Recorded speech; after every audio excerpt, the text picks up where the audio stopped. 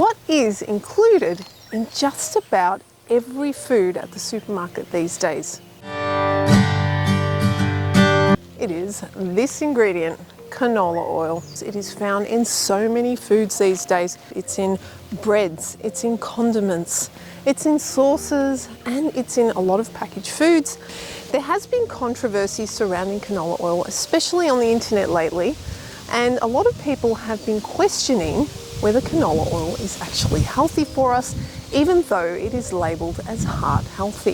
Canola oil has an extensive history, and it's been used for many applications. It used to be, in its original form, called rapeseed oil, but it has been engineered to have a low acid profile, and this is why canola oil is given its name. Now, this acid that is originally found in the rapeseed oil is actually toxic for us, and it's called erucic acid. So canola oil has been bred to have a low amount of erucic acid, so we can consume it. It has been approved by the Heart Association as being low in saturated fats and has a very good polyunsaturated fat profile, a good ratio of omega-6s and omega-3s, and is also high in monounsaturated fats. And that's the good side of it. If you like this video, don't forget to like and subscribe for more informative content. I wanted to mention that we actually use canola oil on our mower. We recently purchased this fantastic mower that we love, and we want to protect it because things tend to rust out really easily here in the subtropics. So to protect our mower, we spray it with canola oil spray. It does a great job because canola oil is actually great for sticking to wet metal. So canola oil, it is found in so many foods, like I mentioned before, that I wanted to show you a few that I have here. Oreos, processed noodles, packaged noodles, and the most common is bread. You almost can't avoid it these days. It's not just in bread, but so many other foods. It's a very common oil that's also included in vegetable oil, and they use it for frying because it has a pretty high smoke point. So where does canola oil come from? What type of plant is it? And what is this history? So canola oil was derived from the rapeseed plant. Now the rapeseed plant, which looks like this, it's got some really pretty yellow flowers, is the original plant which it came from. They used to use rapeseed oil derived from this plant many thousands of years ago in different countries such as India and China also. It was mainly used in the industry as a lubricant and also used as a biodiesel fuel, and it's really well known to stick to wet metals, so it was a very good biodegradable choice for the industry to use this in those applications.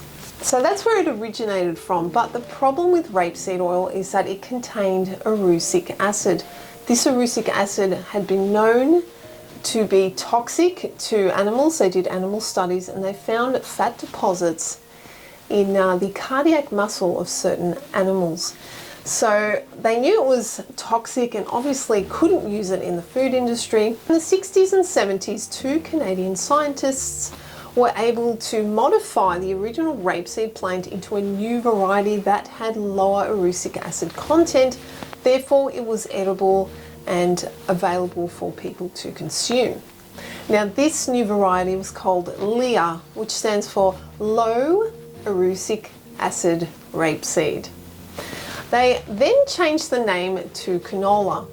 So that's where canola all started. Then by 1995, they began to genetically modify this LEA variety, the canola variety, to adapt it to be able to be resistant to herbicides, which means that they could spray the crop and it would be resistant to the herbicide, but the weeds around it will die off. Now, why do they need to get rid of the weeds? That's because weeds take up a lot of the nutrient content and the water. The weeds become more and more used to the herbicides, and therefore stronger and stronger herbicides needed to be used to manage the weeds. So therefore, there's more and more usage of these herbicides, which, as we know, is not either good for us or the environment. So herbicides used in canola crops can raise health concerns due to chemical residues in food, as traces may remain in canola-based products, potential hormonal disruption, debated cancer risks, antibiotic resistance, and water contamination from runoff. So in America and Canada, where most of canola is grown, 95% of those crops are genetically modified and 20% are GM in Australia. So we don't know what the long-term effects are of GM foods. So concerns include allergen risks, toxicity, antibiotic resistance, and also the unknown long-term effects.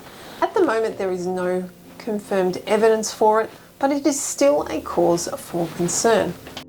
Hexane extraction of canola oil raises concerns due to potential health risks, environmental pollution, residual solvent traces in food, and sustainability issues. Refined canola oil may contain low levels of trans fats due to the high temperature deodorization process used in refining. Studies suggest that canola oil can have up to 3.6% trans fats as a percentage of total fatty acids. So while these levels are relatively low, they still contribute to the debate over whether canola oil and other refined vegetable oils are the healthiest choice. Just take a look at how much processing is needed just to make the end product. Canola oil production. Canola oil is produced through a multi-step process that extracts oil from canola seeds. Because of this extensive refining, canola oil has a neutral taste, a high smoke point, and long shelf life, making it widely used in cooking and food manufacturing. After harvesting, the first step is to clean the seeds. They are sifted and separated with other foreign material that is collected for animal feed. A magnet catches any metal that may have fallen in with the seeds from harvest to the factory. This can come from machinery wear and tear, soil contamination, and from processing equipment. The seeds are then crushed by a roller mill that crushes them into thin flakes. 42% of the seeds contain oil, and then they are placed through a screw press. Its design uses high pressure to extract the oil, which then drains away through the slots. What remains is what is called canola cake. The cake is given a 70-minute wash with a solvent. The canola cake, or the solid leftovers after pressing the seeds, is often treated with hexane to extract additional oil. This method ensures maximum oil yield, as mechanical pressing alone leaves some oil behind in the cake. The factory then grinds the cake into protein-rich meal, which it sells as animal feed. So the oil is now refined by washing it with sodium hydroxide for 20 minutes, using centrifugal force to separate impurities. These impurities are sold to soap companies, and this is called soap stock and is a byproduct of the refining process of canola oil. Now the canola oil is visibly clearer, but it's still cloudy. The oil is then bleached by using bentonite and other clays to lighten the colour and absorb impurities. Vacuum filtration filters out contaminants, and finally a steam injection process is used under vacuum conditions, helping to strip away impurities and remove odours. So now the oil is fully refined and ready for bottling.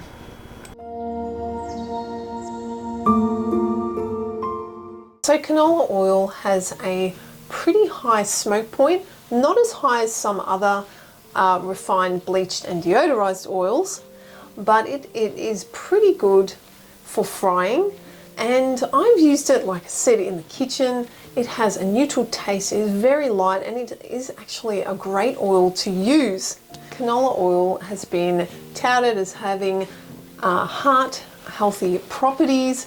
The oil, the constituents of the oil, such as it having a low saturated fat compared to other oils. It also has a high amount of monounsaturated fats. So these fats are essential for our diet, especially polyunsaturated fats, which is the omega-3s and 6s, which we need to include in our diet because the body doesn't naturally produce them. And canola oil is known to have a very good ratio of omega-3s to 6s. It has a lower amount of omega-6s compared to other RBD oils. The issue is not the constituent of the oil, but rather the way it is processed and other factors as well, herbicide use, GM modification, and the fact that it is extensively refined and processed. Now, there are other RBD oils which have been refined, bleached and deodorized, and they do this so it raises the smoke point of the oil. The smoke point of an oil is the temperature at which it starts to break down and produce visible smoke. At this point, the oil begins to degrade, releasing free radicals and potentially harmful compounds. Many of you may already know when you refine an oil, it loses a lot of the nutritional value, and that is why it's recommended for us to use oils that are cold pressed because it retains all its nutrient value, such as olive oil. As an alternative, if you do like using canola oil, there is a cold pressed version. I found one at our supermarket, and that would be a much better alternative to use instead of the refined version. So there are canola oil studies that both show the benefits of canola oil and also the detriments of canola oil. Now, I believe that a lot of the studies done supporting canola oil have either been supported by the canola industry or funded by the canola industry, which raises a red flag for me. This independent study concludes that chronic canola oil consumption may lead to memory impairments, suggesting that it does not offer cognitive benefits and shouldn't replace olive oil in diets aimed at neuroprotection. In this study, they examined the effects of canola oil on cardiovascular risk factors.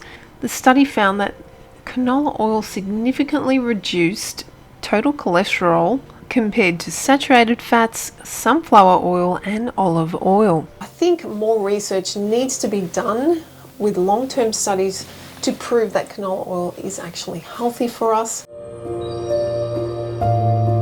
Saturated fats are a type of fat that is solid at room temperature and primarily found in animal products like meat, dairy and butter, and tropical oils such as coconut and palm oil. These should be eaten in moderation because excessive intake can raise the bad cholesterol, increasing the risk of heart disease and stroke. Then we have monounsaturated fats, which consist of omega-7 and 9, and we can get them from nuts, macadamia nuts, we can get them from avocados. They're found in a lot of foods. Then you have the polyunsaturated fats, which consist of omega-3s and 6s. Now, these must come from a food source because our bodies doesn't naturally produce them. You want an ideal ratio of 1:1 omega-3s and omega-6s, 1:1 ratio. But these days, a lot of the ratio is off where we're consuming so many omega-6s, especially since the oils used in food contain a high amount of omega-6s to omega-3s. And this can contribute to inflammation and disease. This is why canola is touted as being heart healthy, because the ratio of polyunsaturated fats is a good one, and it is lower in omega-6s than other refined oils. It's also low in saturated fats and high in monounsaturated fats as well. I'm going to show you the oils that I use as a substitute for canola oil where I can. Refined avocado oil is an RBD oil that is an excellent substitute for canola oil in cooking due to its high smoke point, its heart-healthy fats and stability under heat. Avocado oil and canola oil share a similar fatty acid profile, both being rich in monounsaturated fats. Avocado oil tends to have higher stability under heat and contains more antioxidants. Cold-pressed avocado oil retains more nutrients, antioxidants and micronutrients than the refined oil, but won't tolerate as much heat. When I'm doing high high heat cooking, or if I'm deep frying anything, which I generally try to minimize this because it's not really healthy for you anyway. But when I do, I use rice bran oil. So this oil is still refined, bleached and deodorized. It still goes through a heavy refining process, but it doesn't go through the chemical extraction like canola oil does, and it has a high smoke point, but it does have quite a high ratio of omega-6s, more than canola oil. So like I said, I try to keep this oil use to a minimum and only use it when I need it. Extra virgin olive oil, I'm sure you've heard of its heart health benefits that have been tested, and there are a lot of studies on its benefit for heart health. So I get the cold pressed version because it retains most of its nutrients. So buying oils that are cold pressed is a good idea because these are the healthiest, as they have gone through a less of a refining process, and it also retains a lot of healthy nutrients, although they don't have a high smoke point, so you don't want to be using them for high heat cooking, but they are fantastic to drizzle on salads, or use as mayonnaise or in sauces or whatever you need it for. So I use extra virgin olive oil where I can. So the next two oils I want to show you are coconut oil. Now, coconut oil is high in saturated fat, so you want to keep it to a minimum, although it is said that the type of saturated fat found in coconut oil is healthier than other saturated fats. And you can get the extra virgin version, extra virgin version, which is this one here, that's solid at room temperature. And then you can get the MCT oil, which does not go solid at room temperature.